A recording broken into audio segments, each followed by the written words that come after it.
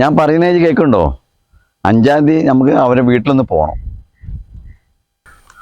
അന്ന് ചെങ്ങായിൻ്റെ പെങ്ങളെ കല്യാണ നിശ്ചയ അന്ന് എടുക്കുക. ഓല് പറഞ്ഞത് ദിവസം നിങ്ങൾ തീരുമാനിച്ചോളീന്നാ. നമുക്ക് 11-ാം തീയതി ഒഴിവുണ്ടാവുമോ? അന്നും ബഷീറിൻ്റെ കല്യാണ, അത് ശരിയാവില്ല. എന്നാ എനിക്ക് പറ്റുന്ന ഒരു ദിവസം പറയേ. ആ ചെങ്ങായിമാരായിരിക്കൂലേ? എടുത്തോ.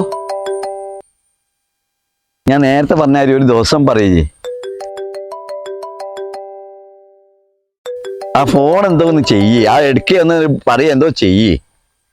എൻ്റെ കുറെ ചെങ്ങായിമാരുണ്ട്. പെങ്ങളിലും വലുതാണോ ചെങ്ങായിമാര്?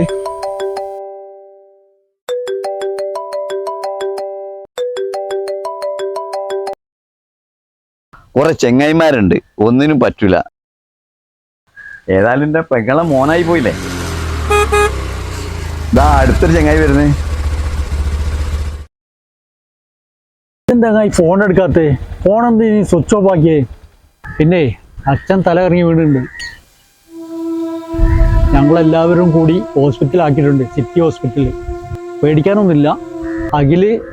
അഖിലിൻ്റെ ബ്ലഡ് കൊടുത്തോണ്ടിരിക്കുകയാണ്. നൽജീവേ ഹോസ്പിറ്റലിലേക്ക് വിട്ടോ.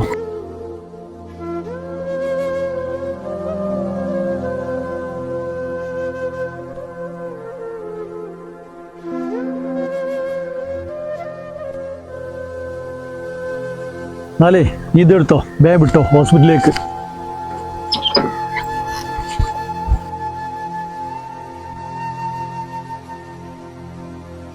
എന്നാലേ ഇത് കൈ വെച്ചോ. എന്തെങ്കിലും ബുദ്ധിമുട്ടുണ്ടെങ്കിലേ വിളിക്കാൻ മറക്കരുത് കേട്ടോ.